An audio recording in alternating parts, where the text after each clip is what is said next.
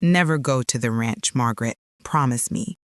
Those words, spoken with uncharacteristic intensity, were among the few demands my husband Thomas ever made during our 24 years of marriage. I had always respected his wishes, even when curiosity gnawed at me during those rare moments when he'd mention his Montana childhood on a property he'd left behind. But now Thomas was gone, taken by a heart attack that no one, not even me, had seen coming. After 24 years of marriage, I had become a widow at 52, with a bitter daughter and a hollow space in my chest where certainty used to live. Mrs. Harrison? The voice of Thomas's attorney, Mr. Peterson, pulled me from my thoughts. We sat in his wood-paneled office 2 weeks after the funeral, the finality of death reduced to paperwork and signatures. There's one more item. If you're watching, please like and subscribe to the channel, and tell me in the comments where in the world you're from. He slid a small box across his desk. Inside lay an antique brass key attached to a pine tree keychain and a sealed envelope with my name written in Thomas's precise handwriting. "What is this?" I asked, turning the heavy key in my palm. "Your husband purchased a property in Montana 3 years ago. According to his instructions, you were only to be informed of its existence after his passing." Mr. Peterson adjusted his glasses. "The deed has been transferred to your name. All taxes are paid for the next 5 years." A property in Montana? I struggled to process this information. Thomas didn't own any property outside of our home. "It's called Whispering Pines Ranch. Apparently, it was his childhood home, though the deed shows it changed hands several times before he repurchased it." The ranch? The place he'd forbidden me to visit? The place that had caused his gentle face to harden whenever it was mentioned? "Mrs. Harrison, there's something else you should know." Mr. Peterson lowered his voice. "The property has become quite valuable recently. There have already been inquiries about its availability." "Valuable? It's a ranch." "Yes, but according to my information, significant oil deposits were discovered in the region about 18 months ago. Your husband declined multiple offers from energy companies." My head spun with questions. Thomas had never mentioned oil, money, or any property purchase. We'd lived comfortably on his engineering salary and my income as a high school English teacher, but we were hardly wealthy. How had he afforded to buy a ranch, and why keep it secret from me? I opened the envelope with trembling fingers. "My dearest Margaret, if you're reading this, then I've left you too soon. I'm sorry. There's so much I should have told you, but couldn't bring myself to face. The ranch is yours now. I've spent the last 3 years transforming it from the broken place of my childhood into something beautiful, something worthy of you. I know I made you promise never to go there. I'm releasing you from that promise. In fact, I'm asking you to go just once before you decide what to do with it. On the main house's desk is a laptop. The password is the date we met, followed by your maiden name. I love you, Maggie, more than you'll ever know. Thomas."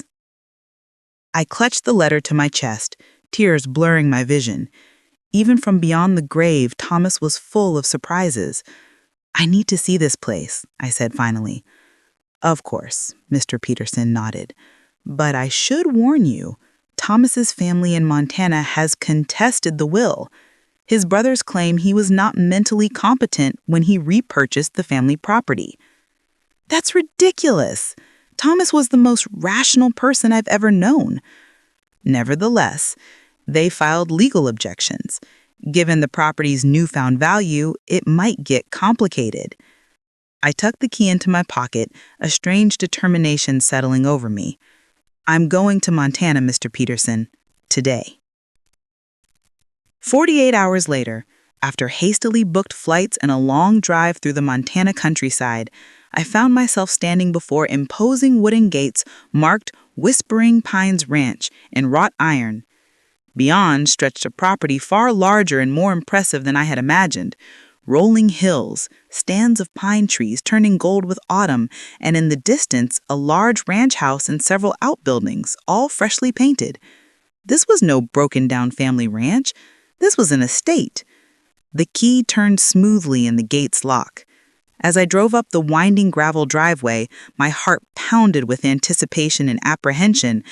What secrets had Thomas kept here? What part of himself had he hidden from me for all these years? The ranch house was a stunning two-story structure with a wide porch and large windows. Nothing about it suggested the pain Thomas had always associated with his childhood home. This place had been loved, restored, reimagined. My hand shook as I inserted the key into the front door. The lock clicked, the door swung open, and I stepped across the threshold into my husband's secret world. What I saw inside made me gasp, my knees weakening as I gripped the doorframe for support. The entryway opened into a soaring great room with exposed beams and a stone fireplace. But it wasn't the architecture that stole my breath. It was the horses.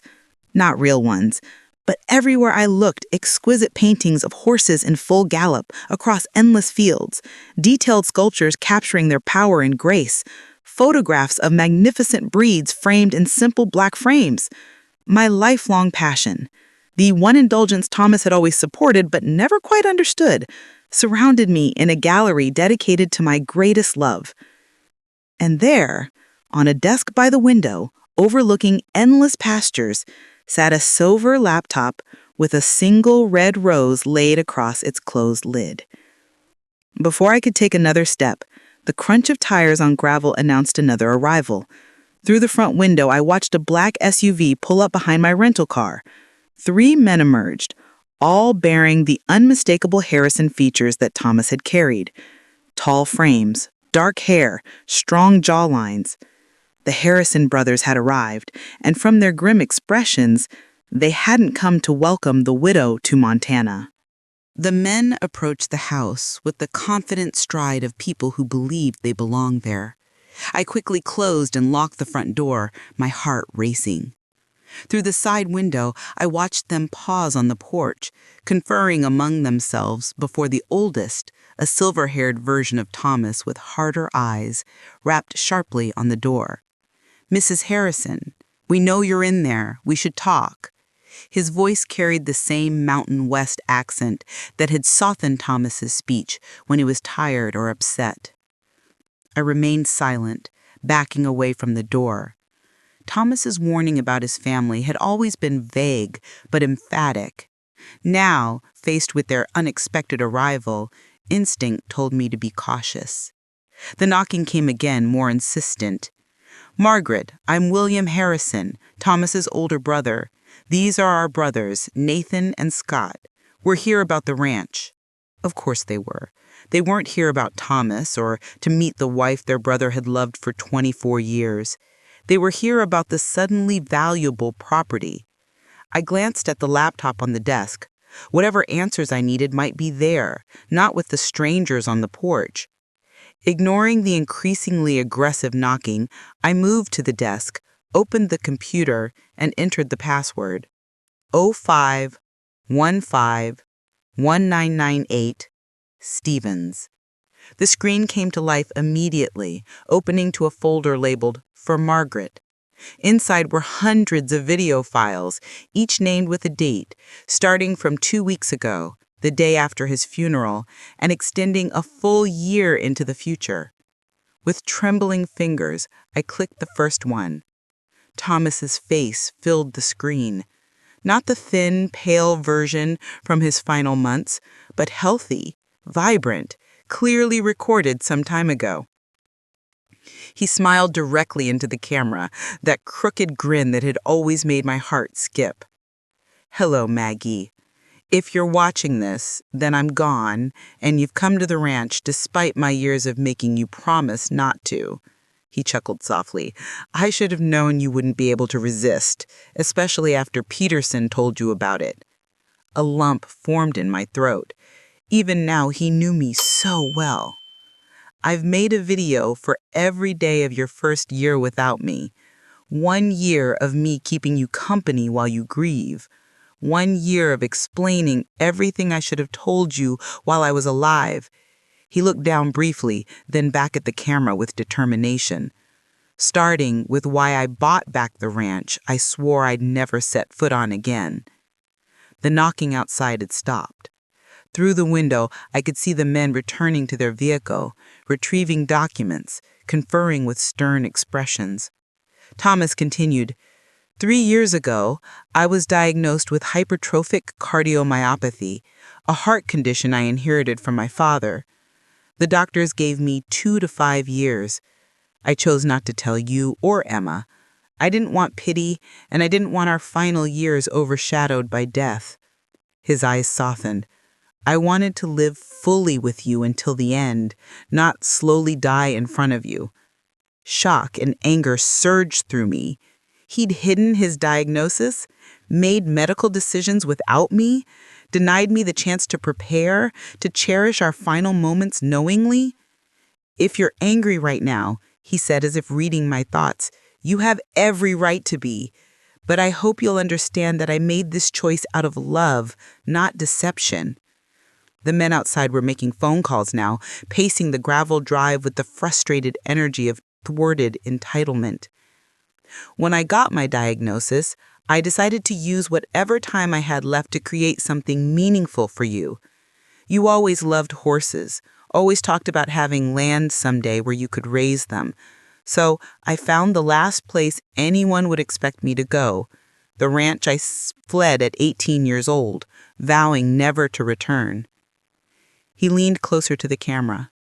What my brothers don't know is that I legally bought the ranch from my father before he died.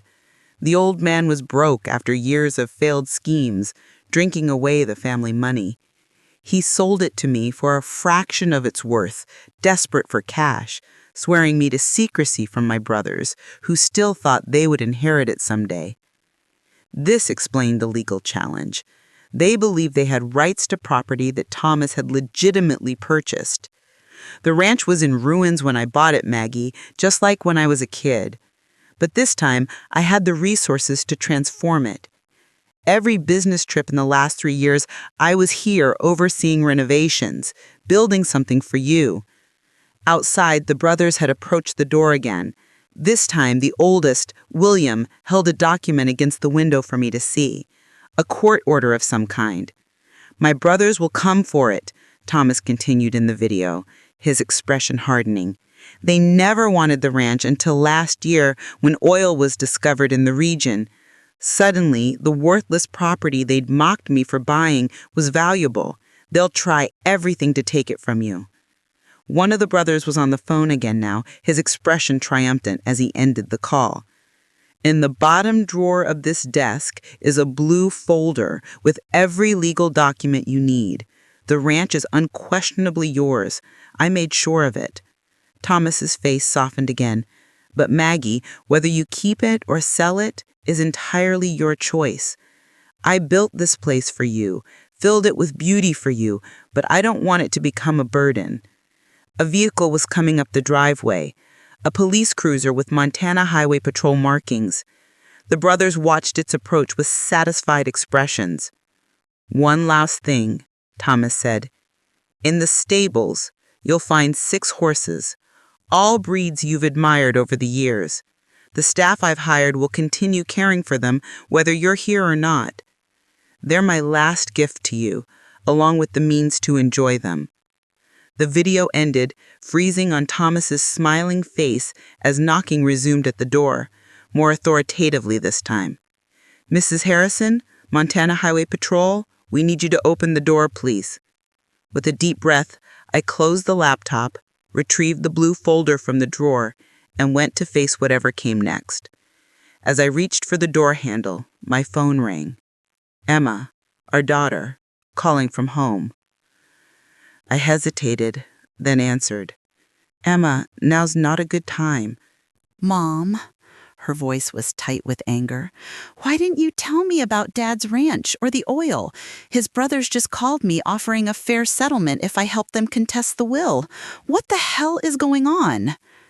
So, they'd reached out to my daughter already. The realization ignited something protective and fierce within me. They weren't just coming after me. They were trying to manipulate my grieving daughter. I'll explain everything later, I promised, watching the police officer exchange words with the brothers. But Emma, don't sign anything. Don't agree to anything. These men are not our friends. Mom, if there's money involved? This isn't about money, I interrupted, surprising myself with the conviction in my voice. This is about what your father wanted. Please trust me on this. After a moment of silence, she sighed. Fine, but call me back as soon as you can. I hung up and opened the door to face a young Montana Highway Patrol officer flanked by 3 Harrison men whose expressions ranged from smug to openly hostile. Mrs. Harrison, I'm Trooper Wilson. These gentlemen have a court order requesting an inspection of the property as part of an ongoing estate dispute. I smiled calmly, channeling the strength Thomas had always admired in me. Of course, Trooper, but first, I think you should see these. I held out the blue folder containing Thomas's documentation. My husband anticipated this exact situation. The oldest brother, William, stepped forward with a dismissive wave. Family property disputes are complicated, Trooper. My sister-in-law is understandably emotional and confused. Actually, I interrupted calmly, I'm neither emotional nor confused. I'm a widow standing on property that legally belongs to me, facing 3 strangers who happen to share my late husband's DNA. I turned to the officer. And I'd appreciate if you'd review these documents before allowing anyone onto my property. The trooper took the folder, his expression neutral as he began examining the contents. The Harrison brothers exchanged glances, their confidence visibly wavering for the first time.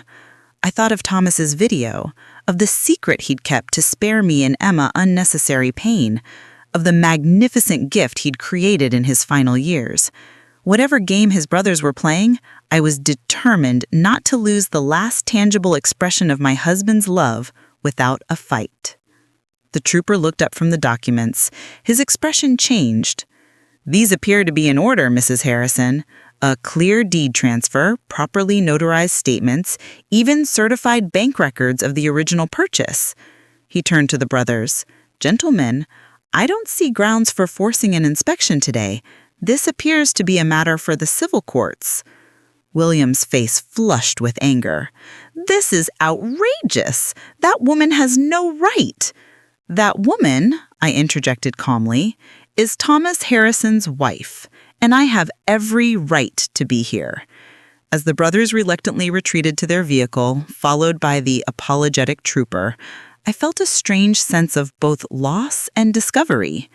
The husband I thought I knew completely had kept secrets, some painful, others breathtakingly beautiful. Now I faced a choice: retreat to the safety of my familiar life, or step fully into this unexpected legacy and the battle that came with it. I closed the door, walked back to the desk, and opened the laptop again. Tomorrow's video awaited, and with it more pieces of the man I had loved and was only now beginning to fully understand. Outside, the Harrison brothers might have lost this skirmish, but their expressions as they drove away made one thing clear: the war for Whispering Pines Ranch had only just begun. I spent that night in our ranch house, surrounded by the evidence of his secret labor of love. Sleep eluded me, my mind churning with revelations. Thomas's hidden illness, the transformed ranch, his brother's determination to claim it, and the hundreds of video messages awaiting me on the laptop. At dawn, I explored the property properly for the first time. The main house was a masterpiece of restoration, blending original ranch house elements with modern comforts.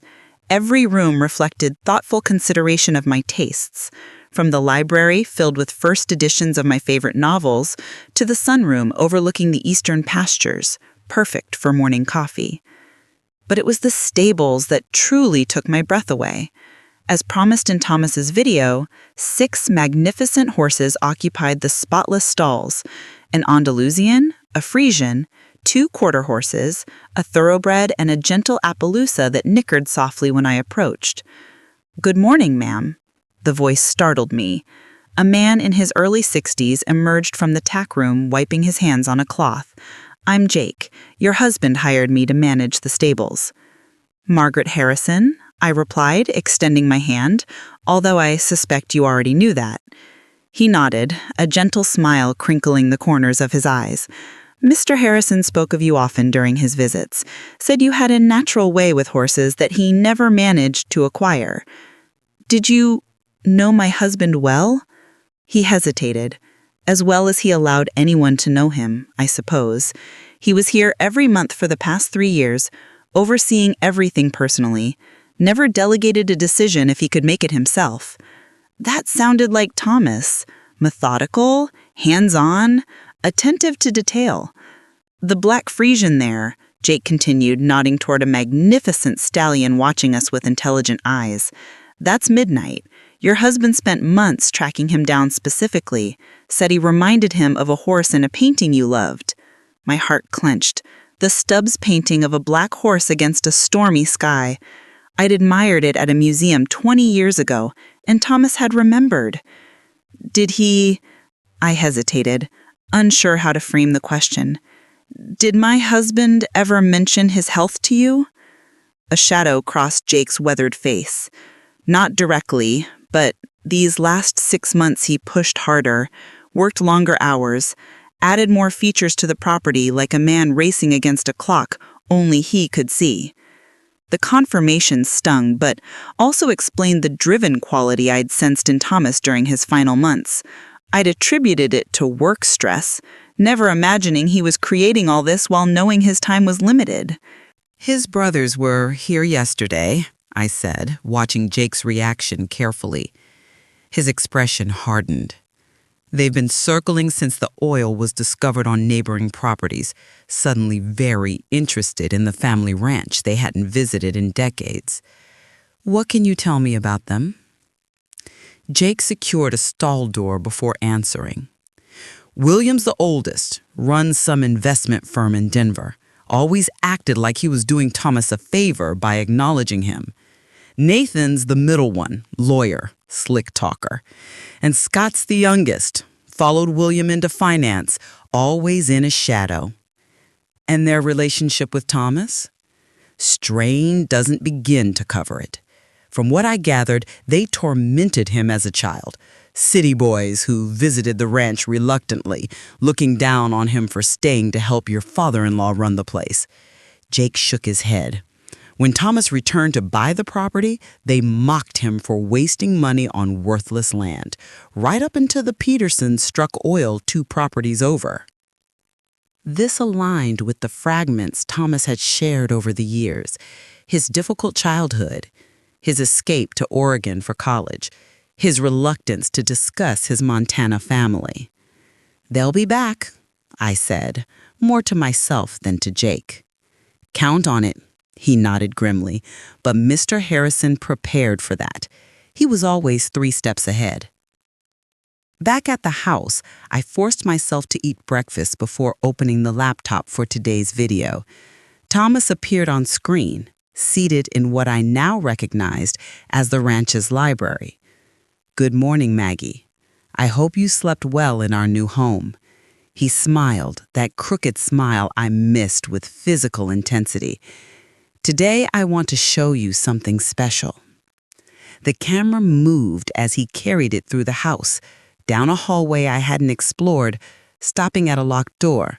"This room is for you alone. The key is in the top drawer of the bedside table, the antique silver one with the horse engraving." I paused the video, went to the master bedroom, and found the key exactly where he described. Retracing Thomas's path from the video, I located the door, unassuming, situated at the end of the east wing. The key turned smoothly in the lock. I pushed the door open and gasped. A fully equipped art studio filled the large corner room, bathed in perfect northern light from floor to ceiling windows. Easels, canvases, paints, brushes, everything a painter could desire, arranged with loving precision.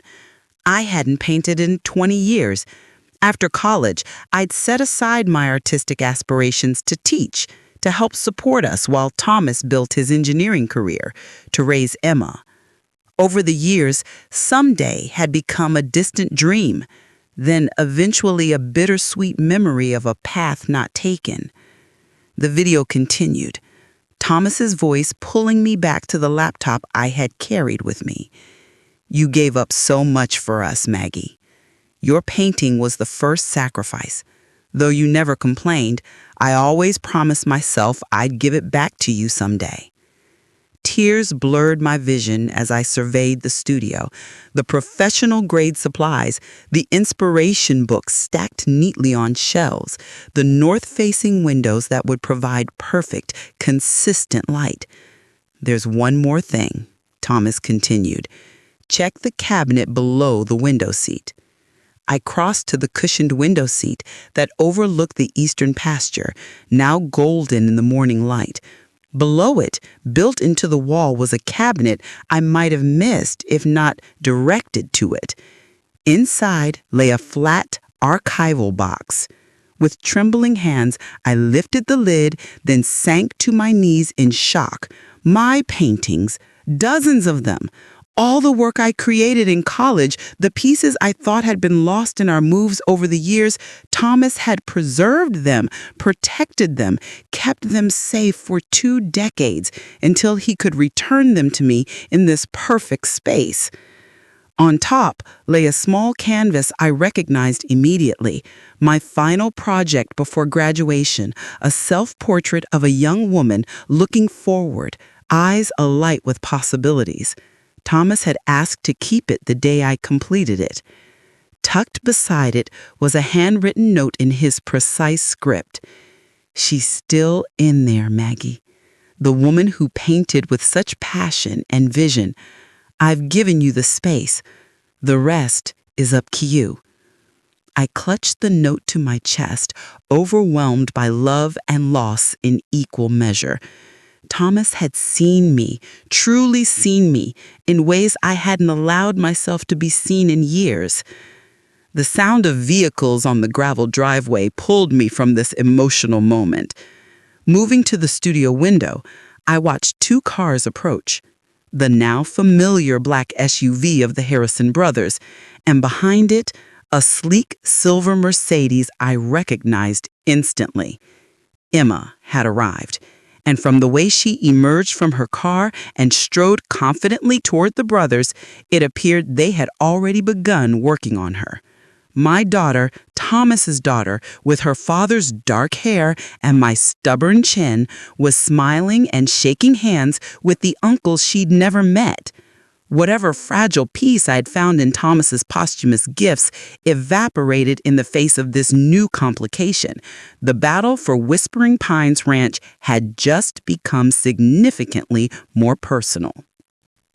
I watched from the window as Emma exchanged friendly greetings with her uncles, her body language open and receptive. At 27, our daughter had her father's analytical mind and my determination, but lacked Thomas's patience and my caution. She had always been quick to form opinions, slow to revise them. My phone buzzed with a text from her. Arrived with Uncle William and the others. Coming in now. We need to talk. Uncle William. They'd known each other less than a day, and she was already claiming family connection. I tucked Thomas's note into my pocket, locked the studio behind me, and went to face this new alliance. They entered without knocking, Emma using the familiarity of a daughter's privilege, and the brothers following in her wake like wolves behind an unwitting guide. Mom? Emma embraced me briefly, then stepped back, her eyes darting around the impressive entryway. This place is unbelievable. Why didn't Dad ever tell us about it? Before I could answer, William stepped forward, his resemblance to Thomas painfully sharp in the morning light. Margaret, I believe we got off on the wrong foot yesterday. We were surprised by your sudden appearance, just as you were surprised by ours. His conciliatory tone didn't match the calculating look in his eyes. Beside him, Nathan and Scott maintained carefully neutral expressions, though I noticed Nathan clutching a leather portfolio that undoubtedly contained legal documents. "Emma," I said, ignoring William completely, "I thought we agreed you wouldn't engage with your father's brothers until we'd had a chance to talk." She flushed slightly. "They called again this morning with a very reasonable proposal. I thought I should at least hear them out in person." Her chin lifted defiantly, the same expression she'd worn as a teenager challenging curfew. "Besides, they're my family too." "Family you didn't know existed until yesterday," I reminded her gently. "Only because Dad kept them from us, just like he kept this whole place secret. Don't you think that's strange? What else was he hiding?" The question hit uncomfortably close to the revelations in Thomas's videos. He had hidden his illness, his property purchase, his reclamation of his artistic dreams for me, but his reasons had been born of love, not deception. "Your father had complicated relationships with his brothers," I said carefully. "He had reasons for the distance he maintained." William gave a dismissive wave. "Ancient history. Siblings clash, especially in difficult families like ours. What matters now is moving forward together." "Exactly," Emma agreed with the earnestness of someone who believed they were being perfectly reasonable. "Uncle William has explained everything. This ranch has been in the Harrison family for generations. Dad bought it from Grandpa Harrison, but it was always meant to be shared among the brothers eventually." I suppressed a sigh. They'd been working on her for less than a day, and already she was parroting their version of events. "And the sudden interest in the property wouldn't have anything to do with the oil discovery?" I asked mildly. Nathan stepped forward, opening his portfolio. "The mineral rights situation is just one aspect of the complex legal picture.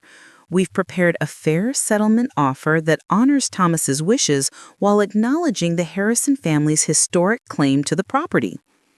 "We're prepared to be very generous," William added, placing a grandfatherly hand on Emma's shoulder. "1/3 shared to you, Margaret, 1/3 to Emma, and 1/3 split among us brothers. Everyone wins." Emma looked at me expectantly, clearly already sold on the proposal. "It makes sense, Mom. We don't need this huge place. We could sell it all, walk away with millions, and Dad's family stays intact." "Your father specifically left this property to me," I said, meeting William's gaze steadily. "Not to you, not to his brothers." "Out of confusion and misplaced sentiment," William countered smoothly. "Thomas wasn't thinking clearly in his final years." A flash of anger burned through me. "My husband was perfectly sound of mind until the day he died." "Then why all the secrecy?" Scott spoke for the first time, his voice softer than his brother's but no less pointed. "Why hide the property purchase from his wife and daughter? Why the elaborate arrangements with the lawyer? These aren't the actions of a man thinking rationally." I thought of the videos, the renovated ranch, the art studio, each element meticulously planned as a final gift. Nothing about it suggested confusion or impaired judgment. "Mom," Emma said, her voice gentler now, "I know this is hard. Dad left you, left both of us, and now we're discovering all these secrets. But this proposal makes financial sense. We'd both be set for life." The door opened behind them and Jake appeared, his weathered face concerned. "Mrs. Harrison? Everything all right? I saw the vehicles arrive." The brothers turned, clearly annoyed by the interruption. William's eyes narrowed. "This is a family matter." "Jake is my employee," I said firmly. "He's welcome in my home." "Actually," Nathan interjected, "his employment status is among the disputed assets pending resolution of our legal claim." Jake stood his ground. "Mr. Harrison hired me personally, made me promise to look after the place and Mrs. Harrison if anything happened to him in the—" "We'll be reviewing all staff appointments," William said dismissively. I'd heard enough. "I think it's time for you to leave. All of you." I looked pointedly at the brothers, then softened my gaze when it reached Emma. "Except you, of course. You're always welcome to stay." "You're not even considering their offer?" Emma asked incredulously. "I'll review any written proposal with my own attorney, but I won't be pressured in my own home." William's mask of conciliation slipped, revealing the hard businessman beneath. This property is worth tens of millions with the oil rights. We can do this amicably, or we can make things very difficult. Is that a threat? I asked with more calmness than I felt. A reality check, he corrected. You're a school teacher from Oregon facing a legal battle against opponents with significantly more resources. Thomas may have meant well, but he placed you in an untenable position. I thought of the blue folder with its meticulous documentation, the videos showing Thomas's clear-headed planning, the transformed property that represented his final act of love. I believe my husband knew exactly what he was doing, I said quietly. Now, please leave. Emma, you're welcome to stay for lunch if you'd like. She looked torn, glancing between me and her newly discovered uncles. I think I'll go with them for now. We have more to discuss. She kissed my cheek quickly. Think about the offer, Mom, please. I watched them leave, a hollow feeling expanding in my chest. In just 24 hours, my daughter had been pulled into the orbit of men Thomas had spent his life avoiding. Whatever they were telling her was working. I could see it in her receptive posture, her quick adoption of their perspective. Jake waited until their vehicles had disappeared down the driveway before speaking. Mrs. Harrison, there's something you should know, something your husband asked me not to mention unless absolutely necessary. I turned to him, mentally exhausted, but forcing myself to focus. What is it? It's about the true extent of the property and what's really hidden here. He gestured toward the stables. We should walk. Some things shouldn't be discussed indoors where walls might have ears. As I followed him across the yard, the morning sun illuminated the beautiful ranch my husband had created in secret. Whatever revelation awaited me, I was certain of one thing. Thomas had anticipated this battle, perhaps even Emma's vulnerability to his brother's manipulation. The question was whether he had prepared me enough to win a fight I never knew was coming. Jake led me past the main stables, toward a weathered barn I hadn't explored yet. Unlike the pristine renovated structures on the rest of the property, this building retained its original rustic character, deliberately unimproved to appear unimportant. Your husband was a careful man, Jake said, producing an old iron key. After his brother's first visit last year, he became even more cautious. They visited before? Thomas never mentioned that. Jake nodded grimly. Showed up unannounced once they caught wind of the oil discovery on neighboring properties. Your husband was here, supervising construction of the art studio. They didn't recognize him at first. He'd grown a beard during his treatment. The casual mention of Thomas's treatment sent a fresh wave of pain through me. While I'd been obliviously teaching high school literature in Oregon, my husband had been here, sick, creating the sanctuary while fending off his predatory brothers. What happened? He observed them from a distance, then left without revealing himself. That night, he made changes to the property plans, starting with this. The door swung open to reveal an ordinary-looking barn interior. Hay bales, old farm equipment, dust motes dancing in beams of sunlight filtering through gaps in the walls. Jake moved confidently to the back corner, shifting several bales to expose a trap door set into the dirt floor. Your husband installed this entrance last winter. The workers thought they were building a root cellar. He pulled the heavy door upward, revealing a sturdy wooden staircase descending into darkness. After you, Mrs. Harrison. Curiosity overcoming apprehension, I followed Jake down the stairs. At the bottom, he flipped a switch, and lights flickered on, revealing a concrete tunnel stretching forward into the earth. What is this place? Your husband called it insurance. I call it genius. He gestured for me to follow as he walked the tunnel. The Harrison brothers think they know the full extent of the property and its value. They don't. The tunnel extended perhaps 50 yards before opening into a large concrete room filled with filing cabinets, a desk with computer equipment, and walls covered with maps and documents. "Welcome to Thomas's war room," Jake said, a hint of pride in his voice. Everything he collected about his brothers, their business dealings, and the true value of Whispering Pines Ranch. I moved to the nearest wall where a detailed survey map was pinned, showing not just the ranch, but surrounding properties for miles. Red markings indicated oil deposit locations with handwritten notes about depth, quality, and extraction challenges. "I don't understand," I said, turning to Jake. "Thomas knew about the oil?" "Not at first. He bought this place to renovate for you, pure and simple. But about 18 months ago, when Peterson's land showed oil, he hired geologists to survey Whispering Pines secretly." Jake pointed to the map. "They found something unexpected. The largest deposit isn't under the eastern section, where everyone's drilling. It's here, under the western acres that look worthless." I studied the map more carefully, noting the concentration of red markings on the rugged, apparently unusable portion of the property that stretched into the foothills, land William hadn't even mentioned in his proposed division. "The oil company surveys missed it because the formation is unusual, deeper, and shaped differently than they expected," Jake continued. "Your husband verified it with 3 independent experts, swearing them to secrecy." So the property was even more valuable than his brothers realized, exponentially. But that's not all. Jake moved to a filing cabinet, withdrawing a thick folder.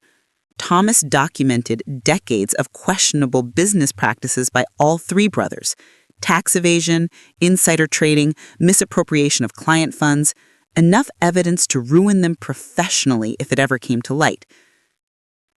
I leafed through the meticulous documentation, recognizing Thomas's thorough approach to problem solving: email printouts, financial records, sworn statements from former employees. He had built an airtight case against his brothers. Why would he collect all this? "Protection," Jake said simply. "He knew they'd come after the ranch once he was gone. He wanted you to have leverage." I thought of William's smug confidence, Nathan's legal maneuvering, their quick work turning Emma against me. He anticipated everything. "Not everything," Jake said quietly. "He didn't expect them to get to your daughter so quickly." The reminder of Emma's betrayal stung. They're manipulating her with half-truths and promises of wealth, playing on her grief. He was right. Emma had always been Daddy's girl, sharing Thomas's analytical mind and love of puzzles. His death had left her adrift, vulnerable to anyone offering connection to him. "What do I do now?" I asked half to myself. "That depends on what you want," Jake replied. "You could sell everything, property, oil rights, the whole package, and walk away wealthy, but perhaps forever estranged from your daughter. You could fight the brothers legally, using this leverage, which might win the battle but worsen family wounds. Or what? You could do what your husband always did. Think 3 steps ahead and find the path no one expects." I considered this as I continued examining the war room. On the desk sat a framed photograph I'd never seen before. Thomas, as a teenager, standing proudly beside a magnificent chestnut horse, his face alight with an innocent joy I'd rarely glimpsed in the man I married. "That's Phoenix, your husband's horse when he was a boy. Only bright spot in his childhood here from what he told me. His brothers sold the animal when Thomas was away at school, just to hurt him." Another piece of the puzzle clicked into place. Thomas's support of my love for horses, despite having no personal interest in them. The 6 magnificent animals in the stable weren't just a gift. They were his reclamation of something precious his brothers had stolen from him. I picked up the photograph, a plan beginning to form in my mind. "Jake, Does the laptop with Thomas's videos work down here? He nodded. There's a secure Wi-Fi network throughout the property. Your husband made sure of it. Good. I need to watch the next few videos ahead of schedule. Then I need you to arrange a meeting for me. With whom? First, my daughter, alone, away from her uncles. Then, my attorney. And finally, I glanced at the wall of evidence Thomas had compiled against his brothers. I think I'd like to speak with those oil company representatives who've been making offers on the property. Jake smiled for the first time since we'd entered the hidden bunker. You're planning something your husband would approve of. I'm planning something worthy of the man who loved me enough to create all this, I corrected, a new determination steadying my voice. And I'm going to need your help. Whatever you need, Jake promised. Your husband saved my life once, years ago, gave me this job when no one else would take a chance on an ex-con trying to rebuild his life. I owe him everything, and by extension, I owe you. This was yet another side of Thomas I hadn't known, his quiet generosity extending beyond our immediate family, changing lives I'd never even heard about. As we left the bunker, carefully concealing the entrance again, I felt a strange sense of connection to my late husband. Not the grief that had dominated the past weeks, but a partnership that somehow continued beyond death. He had left me not just a property and material security, but tools and knowledge to forge my own path forward. The Harrison brothers believed they were facing a naive widow out of her depth. They had no idea what was coming. Over the next 48 hours, I barely slept, fueled instead by determination and the growing clarity of my plan. I watched a week's worth of Thomas's videos in a single night, each one revealing more of his strategy and the depth of his foresight. They'll try to divide and conquer, he warned in one recording, as if speaking directly to my current situation. William will be the friendly face, Nathan the legal threat, Scott the silent observer. And they'll target Emma. She's their easiest path to destabilizing your position. In another video, he walked through the western section of the property, the supposedly worthless acres his brothers had deliberately excluded from their proposal. This land looks like nothing, Maggie. Scrubby hills, rocky terrain, difficult access. That's why it's perfect. No one looks closely at what appears valueless. Armed with Thomas's insights and my own growing understanding of what I faced, I arranged to meet Emma at a small cafe in the nearest town, 20 miles from the ranch. Neutral territory, away from both the Harrison brothers' influence and the emotional pull of Thomas's carefully crafted sanctuary. She arrived 15 minutes late, defensive posture already in place before she even sat down. I can't stay long. Uncle William is taking me to meet the family attorney this afternoon. Uncle William, I repeated mildly. You've become quite close in 3 days. She flushed. They've been nothing but kind and welcoming, which is more than I can say for you. You're treating them like enemies instead of Dad's family. I sipped my coffee, choosing my next words carefully. Do you remember that art history course you took sophomore year?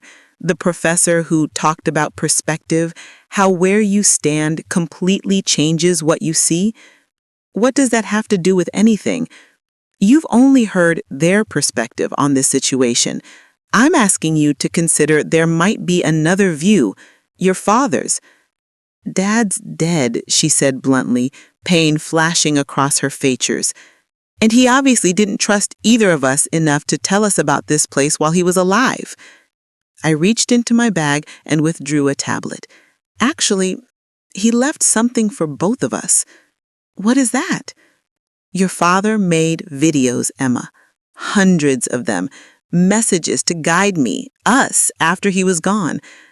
I turned the tablet to face her, queuing up the specific video Thomas had labeled for Emma when she needs it. Her face paled. He made videos? I knew he was dying, I said softly, finally sharing the truth. He was diagnosed 3 years ago with hypertrophic cardiomyopathy. He chose not to tell us, wanted to spare us watching him decline. That's impossible. He would have told me. But uncertainty had crept into her voice. Watch the video, Emma. Hear it from him. With trembling fingers, she pressed play. Thomas's face appeared, healthy, vibrant, his eyes crinkling with the smile that was so uniquely his. Hello, my brilliant girl. If you're watching this, then I'm gone. And knowing you, you're probably angry about all the secrets I kept. He chuckled softly. You never did like being kept in the dark about anything, even as a toddler. Tears welled in her eyes as her father continued. I should have told you I was sick. Should have given you time to prepare, to ask all those questions you're so good at asking. But I was selfish. I wanted our last years together to be normal, not overshadowed by my diagnosis. I hope someday you'll forgive me for that choice. Thomas shifted, leaning closer to the camera. But there's something else you need to know. Something about my brothers that I've never shared with you. Our estrangement wasn't some petty family squabble. Emma, they embezzled my portion of my father's estate when I was 19, used my name on fraudulent documents while I was away at college. When I discovered it and threatened to expose them, they threatened to implicate me as a willing participant. But my brothers never changed. Whatever they're telling you now, remember this. They've wanted control of the family property for decades, not out of sentiment, but pure greed. And they'll use anyone, including my daughter, to get it. The video ended, freezing on Thomas's concerned face.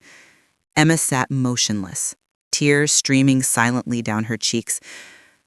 He was protecting us, she whispered finally, all this time. For more than just his illness, I confirmed gently. Your uncles aren't the family connection they're pretending to be. They're opportunists who see you as their easiest path to what they want. She wiped her tears, anger replacing grief in her expression. They've been lying to me, haven't they? About everything. Not everything. The ranch is worth millions. That part is true. But they haven't told you about the western section they conveniently excluded from their proposal, or the true extent of the oil deposits there. Understanding dawned in her eyes. They're trying to cheat us. Us? I repeated, hope flickering. Does that mean you're back on my side? Mom, I never left your side. She looked down, ashamed. I wanted to feel connected to Dad through his family. They had stories about him as a kid, photos I'd never seen. I understand, I assured her, reaching across the table to squeeze her hand. Grief makes us vulnerable in ways we can't anticipate. But now we need to be smarter than they are, together. Emma straightened, her expression shifting from devastation to determination, so like her father that my heart ached. What's the plan? I smiled, feeling the first real sense of confidence since this ordeal began. First, we're meeting my attorney this evening. Not the family attorney your uncles want to use, but someone recommended by Thomas's lawyer in Oregon. Then tomorrow, we have an appointment with Western Plains Energy, the oil company. Why? Because knowledge is leverage. And right now, we know something your uncles don't, exactly where the oil is and how much there really is. I showed her the geological surveys from Thomas's war room. They think they're dealing with an uninformed widow and a naive niece. Time to show them exactly who they're really facing. For the first time since Thomas's death, Emma laughed, a sound of genuine amusement. Dad always said you were the smartest person he'd ever met, that underneath that quiet high school teacher was a tactical genius who could outthink anyone if properly motivated. Did he really say that? I asked, surprised. All the time. She smiled, wiping away the last of her tears. He also said that the biggest mistake anyone could make was underestimating Margaret Harrison. As we left the cafe together, I felt a shift in the dynamic of this battle. The Harrison brothers had unwittingly united us instead of dividing us. They had no idea that their apparent early success with Emma had only set the stage for their ultimate defeat. Later that evening, with Emma beside me, I laid out my complete plan to the attorney Thomas had selected for this exact scenario. His expression moved from professional interest to undisguised admiration as he grasped the full scope of what I proposed. "Mrs. Harrison," he said, "your husband said you would surprise me with your strategic thinking. He was right." "My husband," I replied, "was right about a great many things, including, it seemed, his belief in my ability to not just survive his death, but to emerge stronger from the crucible of grief and betrayal." The Harrison brothers arrived at Whispering Pines Ranch exactly when I expected, 10 a.m. sharp, 3 days after my meeting with Emma. Their black SUV crunched up the gravel driveway with the confidence of men who believed victory was merely a formality. Behind them followed a silver Mercedes I didn't recognize, likely their attorney or financial advisor. I watched from the great room window, dressed not in the casual clothes they'd seen previously, but in a tailored suit I'd purchased specifically for this meeting. Appearances matter when staging a coup, and I intended to present myself not as a grieving widow, but the formidable opponent Thomas had always known me to be. "They're here," I called to Emma, who emerged from the kitchen looking equally professional, in a dark blue dress, her father's watch, one of his most treasured possessions, prominently displayed on her wrist. "Ready?" she asked, nervousness and determination warring in her expression. "Completely." I squeezed her hand. "Remember, let them talk themselves into a corner first." Jake appeared from the back of the house. "The others arrived through the service entrance. They're set up in the dining room as you requested." I nodded appreciatively. Perfect timing. The doorbell rang, and Jake moved to answer it with the practiced deference of a caretaker who knew his role in this carefully choreographed performance. "Good morning, gentlemen," he heard me greet them. "Mrs. Harrison and Miss Emma are expecting you. This way, please." They entered with the easy entitlement of men accustomed to controlling rooms. William led, followed by Nathan with his ever-present legal portfolio, and Scott bringing up the rear. Behind them walked a silver-haired man in an expensive suit who radiated corporate authority. "Margaret," he nodded, his smile not reaching his eyes, "we appreciate you agreeing to this meeting. This is Harrison Wells, CEO of Northern Extraction. We thought it might be productive to have an industry expert join our discussion about the property's potential." So they'd brought an oil executive to intimidate me with technical jargon and market valuations. Predictable. "How thoughtful," I replied pleasantly. "I've had the dining room prepared for our meeting. Shall we?" I led them through the house, noting their assessing glances at the renovations Thomas had completed. In the formal dining room, a large table had been set with documents at each place, water carafes and coffee service, the picture of professional preparation. "Please, sit," I gestured. "I believe we have much to discuss."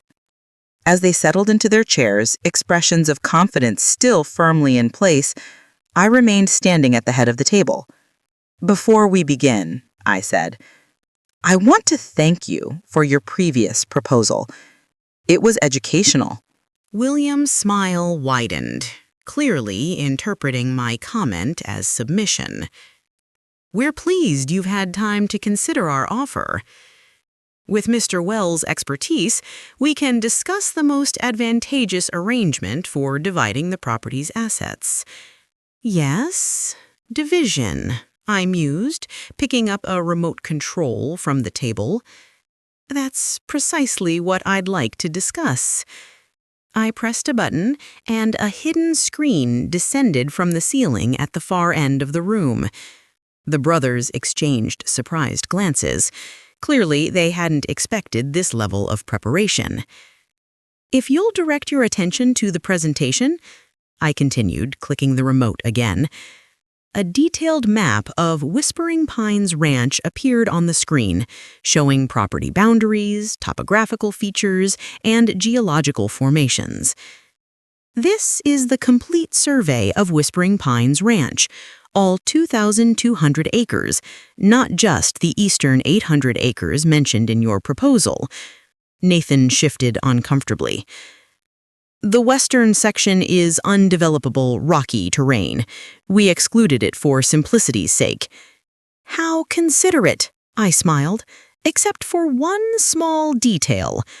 Another click, and the map overlaid with oil deposit locations, the complete geological survey from Thomas's war room showing the massive reserve beneath the worthless western acres.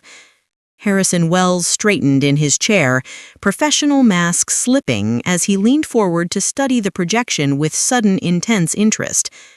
As you can see, I continued calmly, clicking the remote again. The primary oil deposit extends predominantly beneath the western section, the acres you so generously offered to exclude from our fair division. William's face flushed. These surveys are unreliable. Northern Extraction's analysis indicates— Actually, interrupted a new voice as the connecting door opened, those surveys have been verified by 3 independent geological teams. The Harrison brothers turned in shock as Thomas Reeves, CEO of Western Plains Energy, Northern Extraction's primary competitor, entered the room followed by my attorney and 2 individuals in business attire. "What is this?" William demanded, half rising from his chair. "This," I said pleasantly, "is a meeting about the true value and future of Whispering Pines Ranch. Mr. Reeves has expressed significant interest in the property's potential, particularly after reviewing the complete geological data my husband compiled." Harrison Wells shot a betrayed glance at the Harrison brothers. "You told me you had exclusive negotiating rights to this property." "They don't," my attorney interjected smoothly, placing additional documents on the table. "Mrs. Harrison holds clear, uncontested title to the entire property, including all mineral rights. The documents you've been shown by the Harrison brothers have no legal standing whatsoever." William slammed his hand on the table. "This property has been in the Harrison family for generations. Thomas had a moral obligation." "Moral obligations," Emma spoke for the first time, her voice steady despite her white-knuckled grip on her water glass. "Like the moral obligation you had to my father when you stole his inheritance, or forged his signature on loan documents, or threatened to implicate him in your financial crimes if he exposed you." The brothers froze, color draining from their faces. "What exactly is she talking about?" Harrison asked, looking increasingly uncomfortable. "Perhaps these will clarify matters," I said, nodding to my attorney, who distributed sealed envelopes to everyone at the table. "Copies of documentation my husband preserved regarding certain historical transactions involving Harrison family assets. I believe the statute of limitations has expired on some of these matters, but the Montana Financial Regulatory Authorities might still find others quite interesting." Nathan opened his envelope, scanning the contents with increasing alarm. "These are private family matters," he sputtered, "completely irrelevant to the current discussion." "On the contrary," I countered, finally taking my seat at the head of the table, "they establish a pattern of fraudulent behavior that directly impacts your credibility in these negotiations. Behavior that continued when you deliberately misled Mr. Wells about your standing to negotiate for this property." The room fell silent as the Harrison brothers realized the completeness of their exposure. Thomas had documented everything: their historical crimes against him, their recent manipulations, their attempts to seize valuable assets while appearing generous. "What do you want?" William finally asked, his confident facade crumbling. "I want you to leave Whispering Pines Ranch and never return. I want you to cease all attempts to contest my ownership or manipulate my daughter. In exchange, these documents remain private. viewable only by the people in this room. Harrison Wells stood abruptly. I believe my company's involvement in this matter has been based on incomplete and potentially fraudulent information. If you'll excuse me, Mrs. Harrison, I'll be in touch directly regarding any future discussions of mineral rights. He shot a disgusted look at the brothers before exiting. William's expression hardened as he watched his oil company ally depart. You have no idea what you're doing, Margaret. The extraction costs for the western section are prohibitive. The logistics alone. Actually, Thomas Reeves interrupted, Western Plains has developed new extraction technology specifically suited to these geological formations. We're prepared to make Miss Harrison an offer that acknowledges both the challenges and the exceptional potential of this property. As the meeting continued, transforming from the Harrison brothers' planned takeover into my carefully orchestrated counteroffensive, I caught Emma's eye across the table. Her slight smile conveyed everything: pride, vindication, and the bittersweet acknowledgement that Thomas had prepared us for this moment, even from beyond the grave.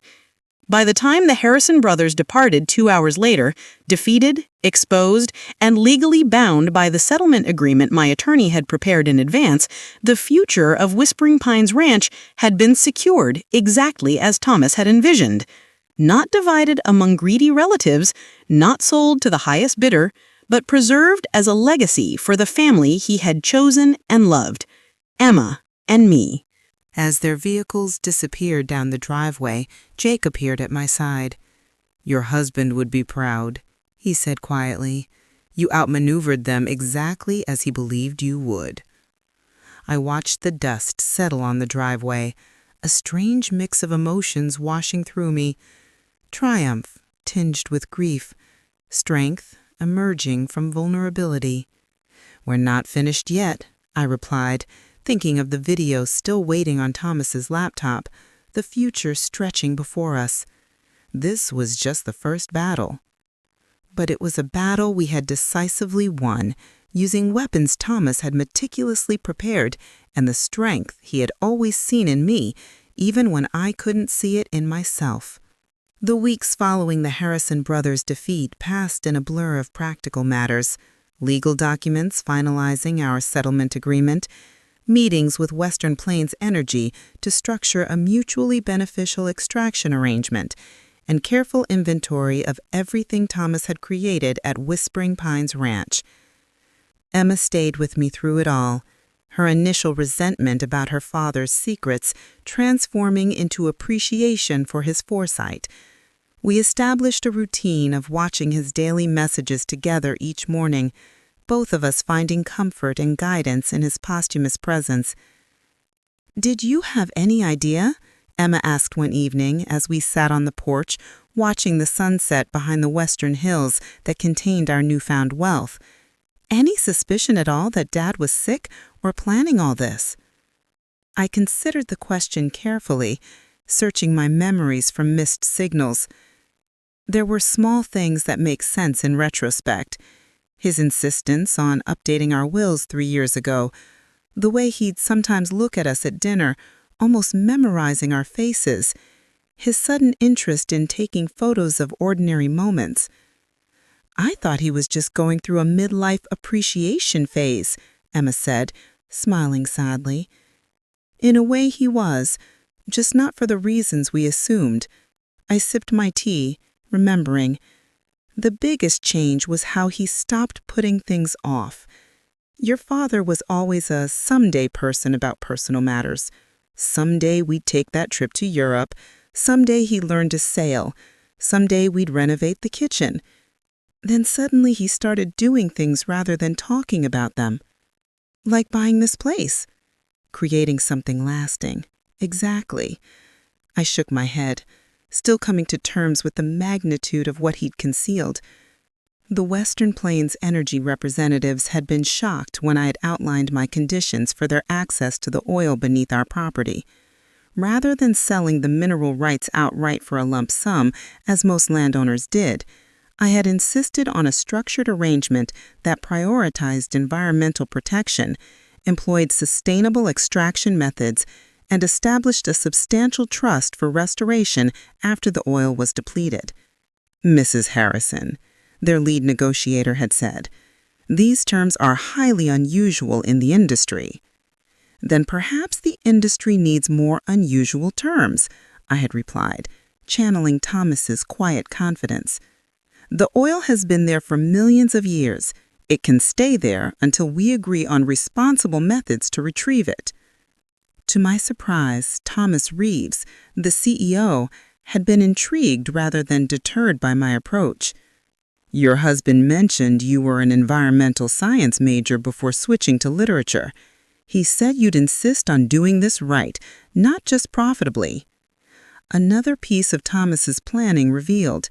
He'd clearly been in communication with select industry leaders, laying the groundwork for negotiations he knew would follow his death. 1 month after claiming my inheritance, I stood in the art studio Thomas had created, sunlight streaming through the north-facing windows, illuminating a blank canvas on the easel. After decades away from painting, I had finally picked up a brush again, hesitantly at first, then with growing confidence. Today's subject waited patiently in the paddock, visible through the studio windows. Midnight, the magnificent Frisian stallion Thomas had purchased because he reminded him of a painting I'd admired 20 years earlier. Jake had been teaching me to ride again, my middle-aged body protesting, then adapting to the forgotten rhythms of horsemanship. "Mom!" Emma appeared in the doorway, laptop in hand. "Today's video is different. I think you should see it alone." I set down my paintbrush, curious. We had fallen into the routine of watching Thomas's daily messages together over breakfast, finding comfort in the shared experience. Different how? It's marked specifically from month 2, day 15. He titled it, "When Margaret Starts Painting Again." She handed me the computer with a gentle smile. "He knew you would eventually." Alone in the studio, surrounded by the tools of a passion I was rediscovering, I opened the laptop and pressed play. Thomas appeared, seated in this very room before any of the art supplies had been installed, the space bare except for the magnificent windows. "Hello, my love," he began, his smile warm and intimate.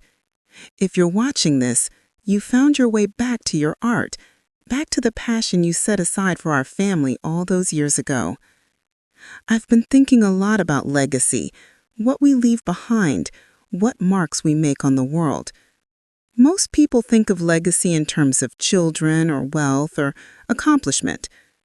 But there's another kind of legacy, the enabling of possibility in those we love." He gestured to the empty room around him. "This space isn't finished yet, but in my mind I can see it completed, filled with light and color and your creations. I imagine you standing before an easel, brush in hand, finally giving form to the visions you've carried inside you all these years." I touched the screen gently, tears welling in my eyes. "I've structured everything to give you freedom, Maggie. Financial security through the oil rights, protection from my brother's interference, a beautiful space to create.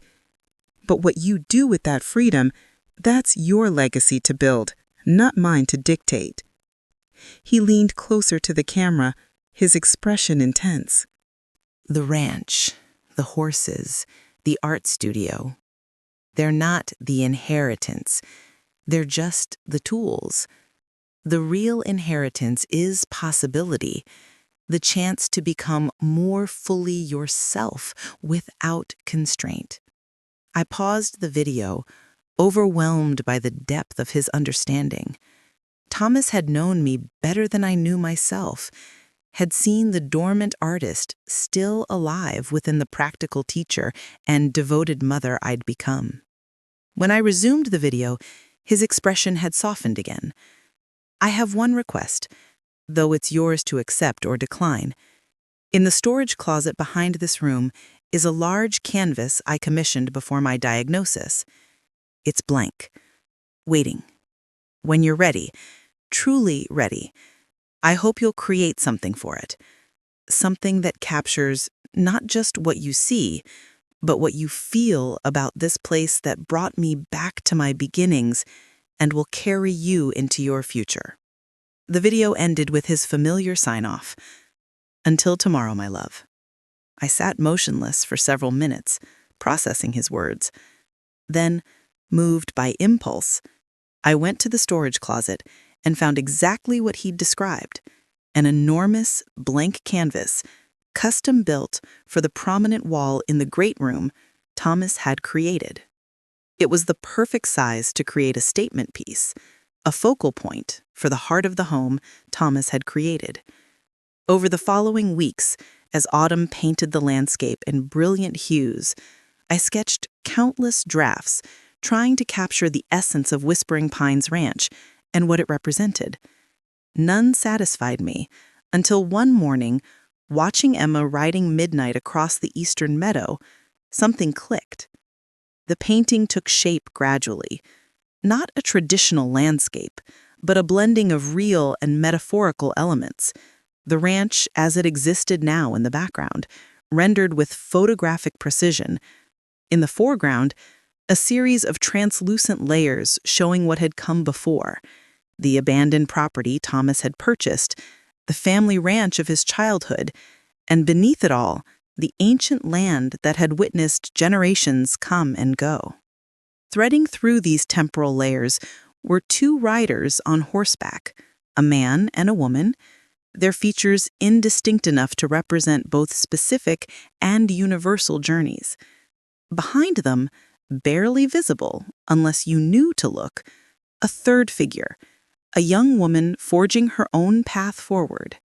When the painting was finally complete, Jake helped me hang it in its designated place in the great room. Emma stood back, studying it with tears in her eyes. "It's him, isn't it? And you, and me." She traced the paths of the riders with her finger from a distance. The past, present, and future of this place. "Legacy," I said simply. "Not what's left behind, but what continues forward." That evening, as I watched the sunset from the porch of what was now truly my home, I felt Thomas's presence not as a ghost or memory, but as a continuing partnership. He had given me not just material security, but a framework for reinvention, the freedom to discover who Margaret Harrison might become when unconstrained by circumstance. The oil would provide financial stability for generations. The ranch would evolve according to our stewardship, and I would continue bringing beauty into the world through newly rediscovered talents, creating my own legacy alongside the one Thomas had so carefully prepared. Tomorrow's video waited on the laptop inside. Another day of guidance and connection across the boundary that separated us. But increasingly, I found myself looking forward rather than back, grateful for his foresight, but eager to write the next chapters of this unexpected story myself.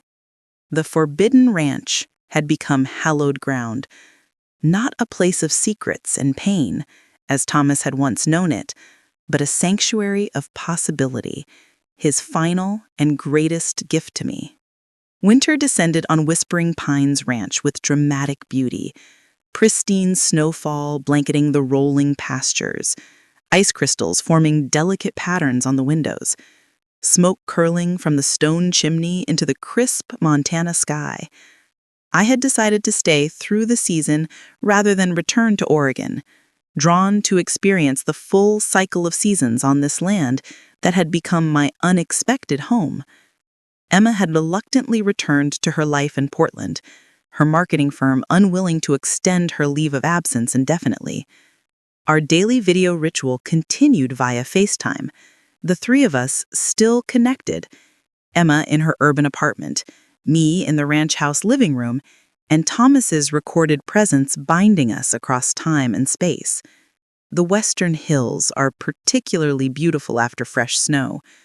Thomas remarked in today's video, filmed exactly 1 year ago in the same room. If Jake has kept up the maintenance on the snowmobile in the equipment barn, take it out to the ridge overlooking the valley. The view at sunrise is worth the early wake-up call. I smiled at his continuing ability to anticipate my experiences. Just yesterday, Jake had mentioned the snowmobile and offered to show me the winter trails Thomas had mapped out across the property. 6 months had passed since I'd confronted the Harrison brothers. True to our agreement, they had maintained their distance, though my attorney occasionally forwarded communications from their legal team.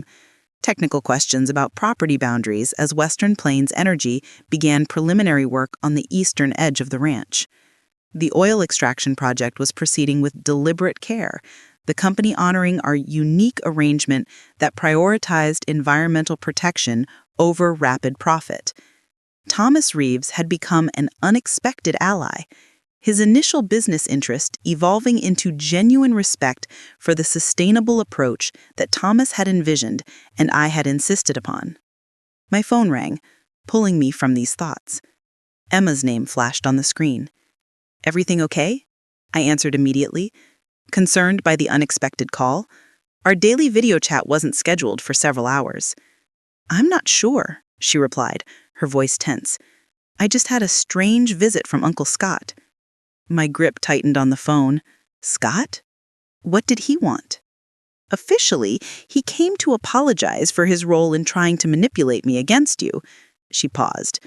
But something felt off about the whole conversation.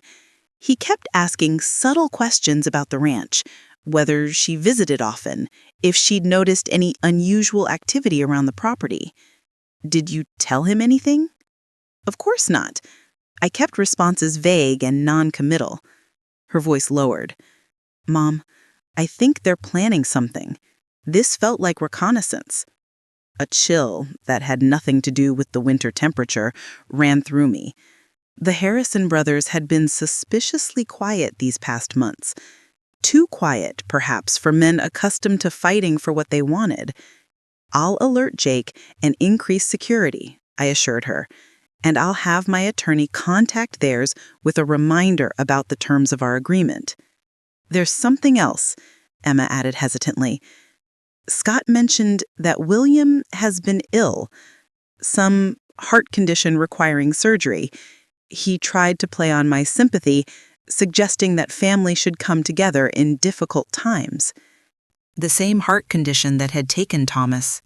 The genetic hypertrophic cardiomyopathy he'd inherited from his father. I wondered if William had hidden his diagnosis from his brothers, just as Thomas had concealed his from us. "Be careful, Emma. This could be legitimate, or it could be another manipulation tactic." "That's what I thought," she sighed. "I hate being suspicious of every interaction with Dad's family. It shouldn't be this way." After ending the call, I walked to the window overlooking the snow-covered driveway, unease settling in my stomach. The Harrison brothers had proven themselves ruthless and deceptive. Their apparent retreat might simply be strategic regrouping. I called Jake immediately, relaying Emma's concerns. His response was characteristically calm but resolute. "I'll alert the security team and check the perimeter surveillance," he assured me. We installed those systems for exactly this scenario. Another of Thomas's precautions.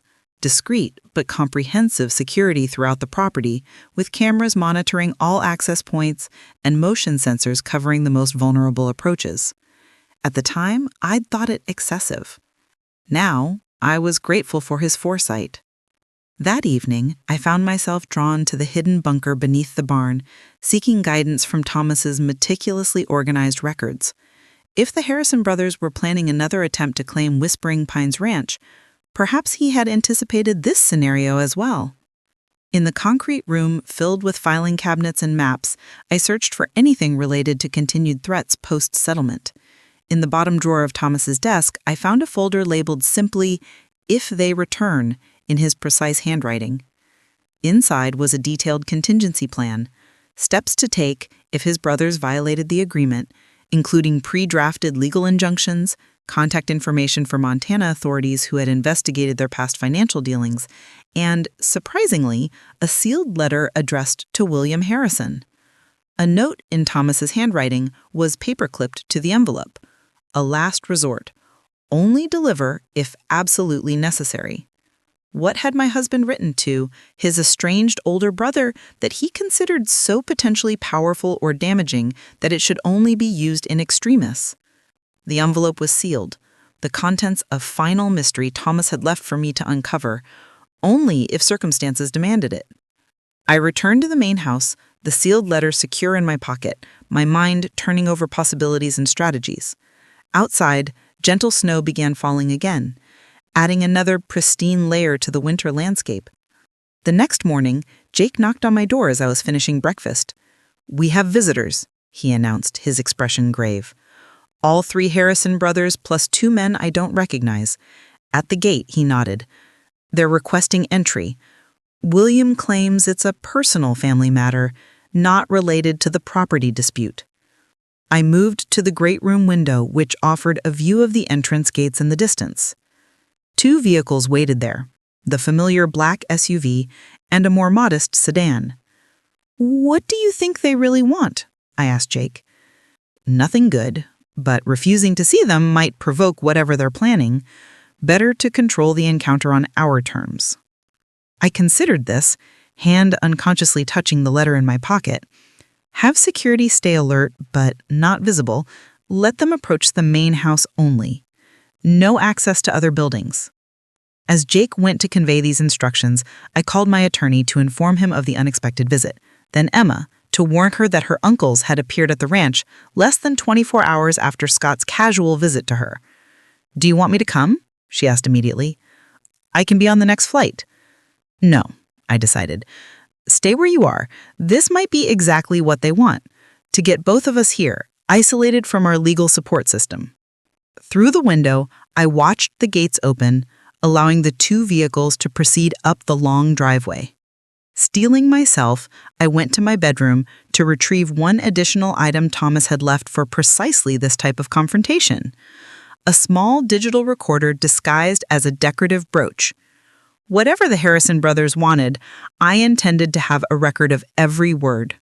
When the doorbell rang, I was waiting in the great room, seated calmly in the armchair facing the entryway, the recorder pinned to my sweater, the mysterious letter secure in my pocket. Jake answered the door with professional courtesy, ushering in our unwelcome visitors. William entered first, looking noticeably thinner than at our last encounter, his complexion grayish beneath his tan. Nathan and Scott followed, their expressions carefully neutral. The 2 strangers brought up the rear, one carrying a medical bag, suggesting he was a physician, the other holding a leather portfolio similar to those favored by legal professionals. "Margaret," William nodded in greeting, his voice lacking its usual commanding tone. "Thank you for seeing us without an appointment." "Family seems to arrive unexpectedly," I replied mildly. "Please, sit. Jake, would you bring coffee for our guests?" As they arranged themselves on the sofas opposite my chair, I noted the tension in their postures, the way Nathan kept glancing at William with poorly concealed concern. Whatever had brought them here, it centered on the eldest Harrison. "I'll be direct," William began once Jake had departed for the kitchen. "I've been diagnosed with the same heart condition that took Thomas, hypertrophic cardiomyopathy.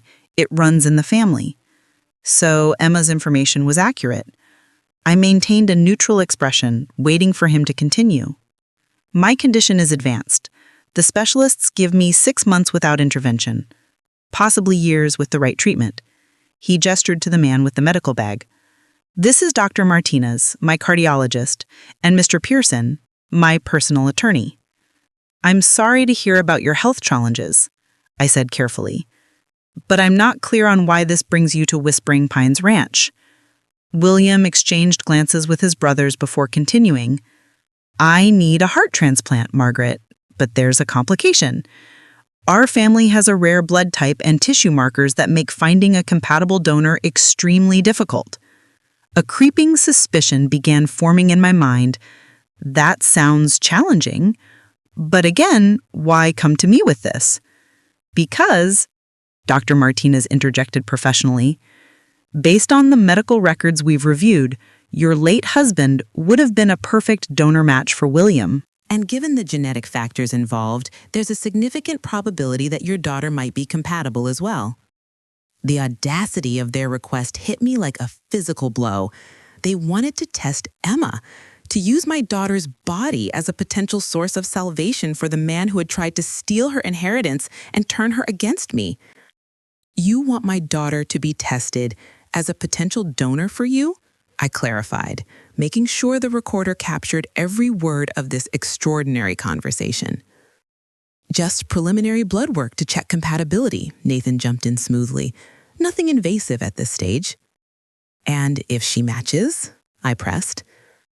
Then we would hope she might consider becoming a living donor, William replied. The procedure allows for partial liver transplantation with minimal risk to the donor. Her liver would regenerate completely within months.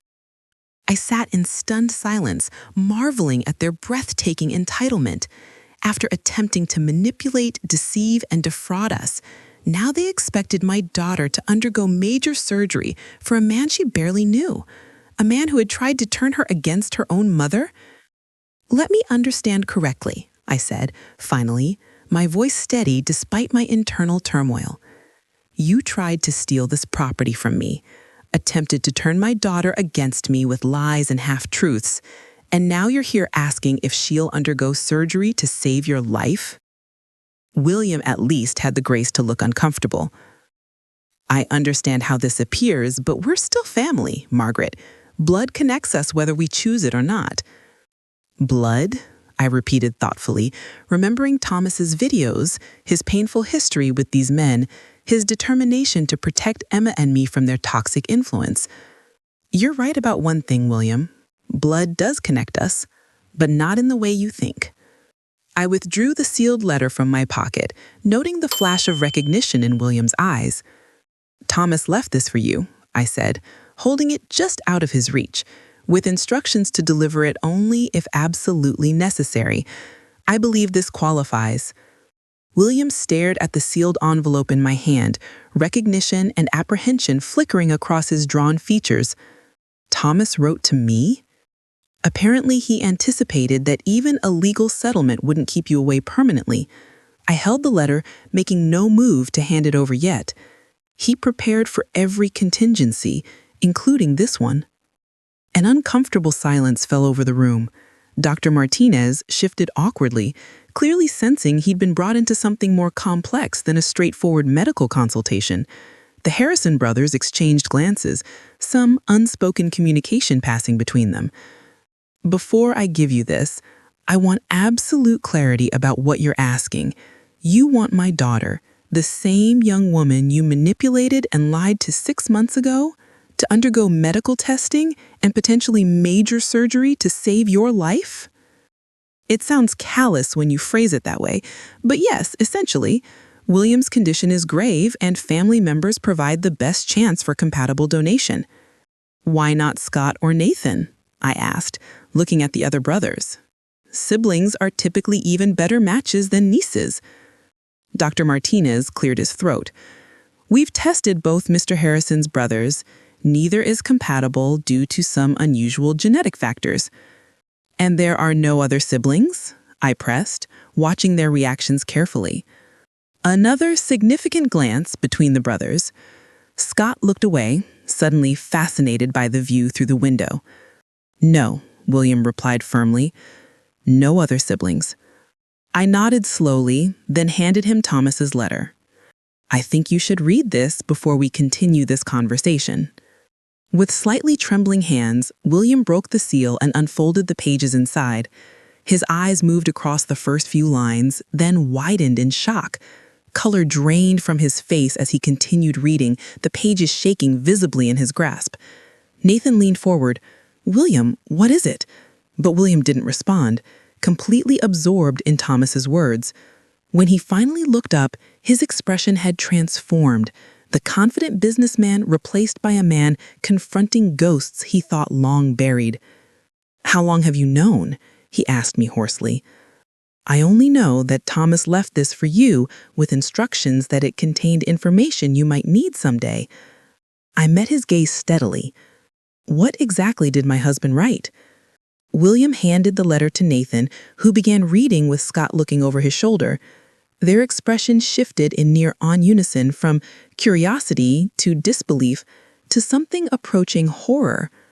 "This can't be true," Nathan said finally, looking at William. "Father would have told us." "Would he?" William laughed bitterly. "The same father who pitted us against each other our entire lives, who played favorites depending on his mood, who took pleasure in holding secrets over our heads?" I watched this exchange with growing curiosity. Whatever Thomas had revealed in that letter had clearly shaken the brothers to their core. "Perhaps someone should tell me what my husband wrote," I suggested quietly. William remembered my presence, his gaze refocusing on me with new awareness. Thomas wasn't our half-brother. He was our full brother. This made no sense. "I don't understand. Thomas told me your father remarried after your mother died giving birth to him. That's why there was such an age gap between you." "That's the story we all believed," William confirmed. "But according to this letter, Thomas discovered the truth while researching his heart condition. Our mother didn't die in childbirth. She left our father when Thomas was an infant, unable to tolerate his abusive behavior any longer. Father created the story about her death to avoid the scandal of abandonment and to punish her by erasing her completely." "But that's not all," Nathan continued, his legal precision reasserting itself even through his shock. "Thomas discovered that our father had another family, a relationship that began before our mother left and continued for decades after, a woman in Billings with whom he had 2 more children." Now I understood the significance. 2 more Harrison siblings? A brother and sister, both in their 40s now, William confirmed, scanning the letter again. Both sharing our rare blood type and genetic markers, according to medical records Thomas somehow obtained, and likely unaware of their connection to you. I surmised, the pieces falling into place. Thomas found them but didn't contact them, did he? He simply confirmed their existence and medical compatibility. William nodded slowly.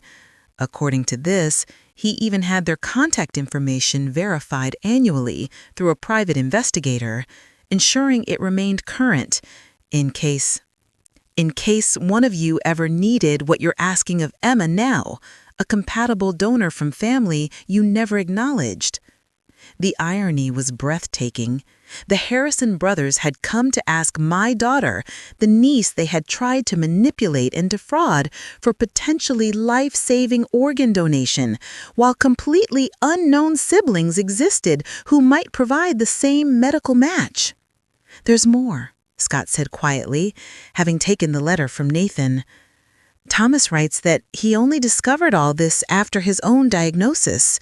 He was already planning Whispering Pines Ranch for you, Margaret, but learning about these other siblings solidified his resolve to break completely from the Harrison family legacy of secrets and manipulation. He writes that he wanted to create something honest and transparent to leave behind, something built on love rather than obligation." Tears pricked at my eyes as I recognized my husband's values in those words.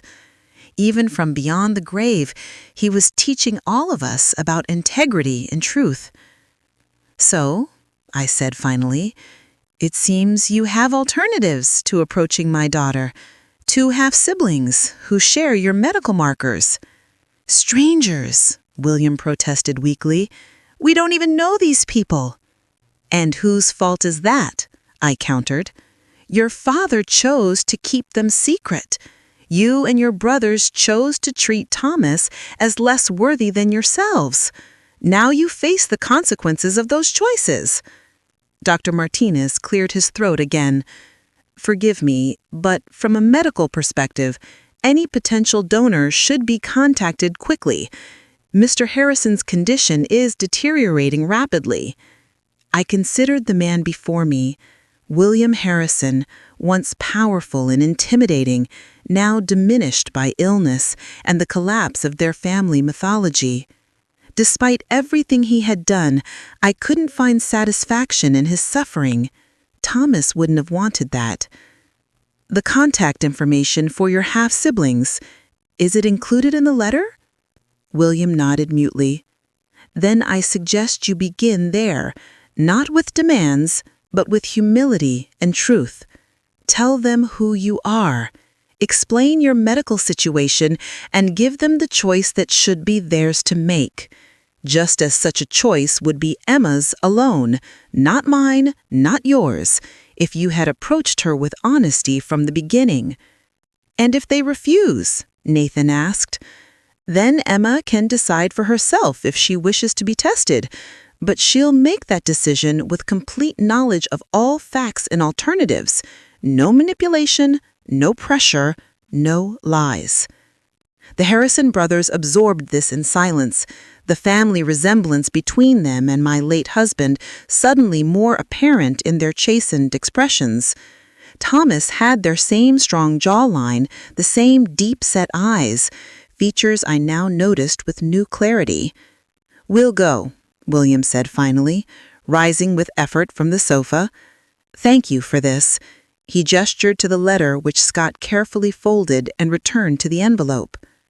As Jake showed them out, I remained seated, processing the unexpected revelation and its implications.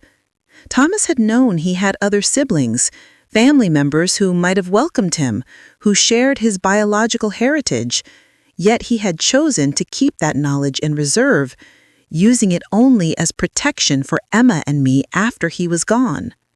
That evening, as snow fell gently outside the windows of Whispering Pines Ranch, I opened the laptop for the day's video from Thomas. His familiar face appeared on the screen, recorded exactly a year ago in this very room. "Hello, my love," he began, his smile warming me across time. "If I've calculated correctly, today might be the day my brothers finally play their medical card. They've known about my condition for years.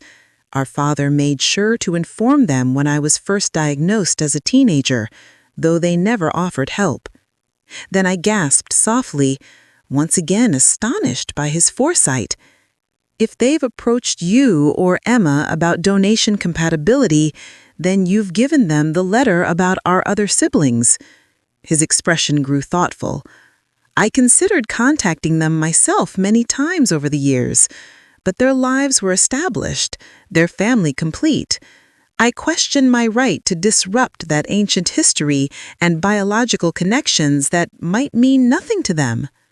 He leaned closer to the camera. "The truth is, Maggie, family isn't about blood. It's about choice. I chose you and Emma as my family. I hope whoever William and the others approach will be allowed the same freedom of choice, to help or not, to connect or not, without manipulation or obligation." As the video continued, Thomas sharing his thoughts on family and legacy with characteristic thoughtfulness, I felt a sense of completion settling over me. The Harrison brothers had come seeking to use Emma as a means to an end, just as they had always used Thomas. Instead, they had been forced to confront the tangled web of secrets their father had woven and the consequences of their own choices. Whether they would reach out to their newly discovered siblings with genuine openness or employ the same manipulative tactics they'd always used remained to be seen. But that was no longer my concern, nor Thomas's or Emma's. We had broken free of the toxic Harrison family dynamics, claiming our own legacy through Whispering Pines Ranch and the life we were building here. Thomas had transformed his childhood prison into my sanctuary, his painful past into my promising future. The Forbidden Ranch had become hallowed ground indeed, not because of the oil beneath its soil or the financial security it provided, but because it represented Thomas's final triumph over the family that had rejected him and the lasting love that had sustained him. Spring would come again to Whispering Pines Ranch. The horses would run in green pastures, oil would be carefully extracted from the western hills, and I would continue creating art in the studio my husband had designed. Emma would visit when she could, perhaps bringing children of her own someday to ride horses and explore the land their grandfather had reclaimed.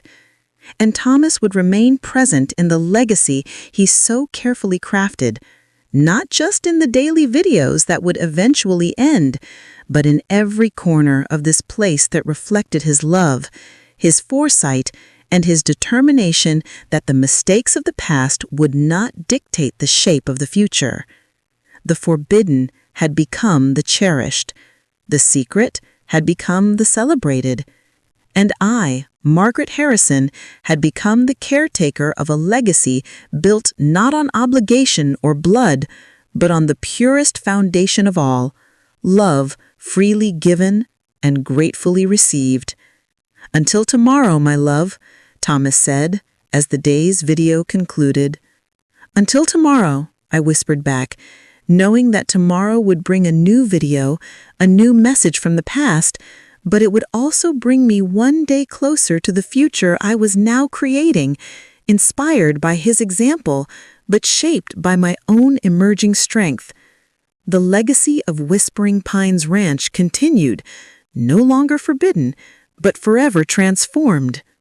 Thank you very much for watching. Share with those who also like stories. Subscribe and tell me in the comments if you liked my story. Cheers!